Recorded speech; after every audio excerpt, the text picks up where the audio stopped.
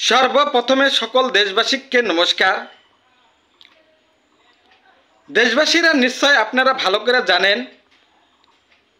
যে আমাদের ভারতবর্ষের 2024 সনের যেটা লোকসভা ইতিমধ্যে কিন্তু আরম্ভ হয়েছে।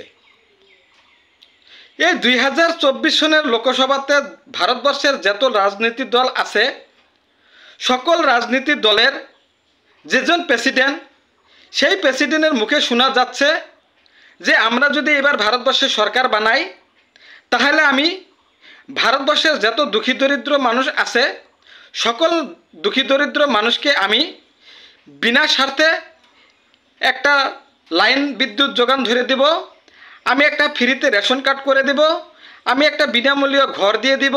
এসব কথা কিন্তু বলে যাচ্ছে। কিন্তু আমি একটা কথাই বলতে চাই, ভারতবর্ষ স্বাধীন হওয়ার পথের থেকেই এই রাজনীতি করার দল সকলগুলা আমাদেরকে কিন্তু সবসময় মিথ্যা কথা দিয়ে আমাদের ভোটগুলা কেড়ে নিয়ে তারা রাজত্ব করে তারপরে কিন্তু আমাদের মতো দুঃখী দরিদ্র মানুষের কথা একটাও মনে করে না, শুধু তাদের স্বার্থের কাজে কাজ করে যায়।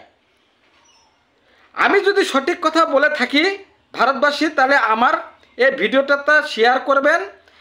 আরও সকল ভারতবাসীর মনে একটাই প্রশ্ন উঠতে লাগে, আমাদের 2024 সনের যেটা লোকসভা আমরা এমন একজন ক্যান্ডিডেটকে জিতাবো যে আমাদের দুঃখী দরিদ্র মানুষের পাশে সবসময় দাঁড়াবে, আমাদের ভারতবর্ষকে সমান মর্যাদা দিয়ে ভারতবর্ষের সকল জাতিকে বসবাস করাবে, কোনো জাতিগত হিংসা করাবে না।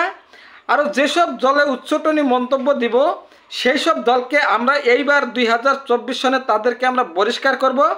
আরও ভারতবর্ষের থেকে চিরদিনের কারণে এই দলটাকে আমরা ভারতবর্ষের থেকে বিদায় দিব। আরও যেসব মানুষে আমাদেরকে নিয়ে ধর্ম রাজনীতি জাতিগত রাজনীতি করবে সেসব মানুষকে কিন্তু এই 2024 সনে উচিত শিক্ষা দেওয়ার প্রয়োজন আছে। আর যদি আমরা শিক্ষা দেওয়া না পারি তাহলে কিন্তু ভবিষ্যতে এইসব ব্যক্তি আমাদেরকে নিয়ে জীবন নিয়ে খেলা করবে। কিন্তু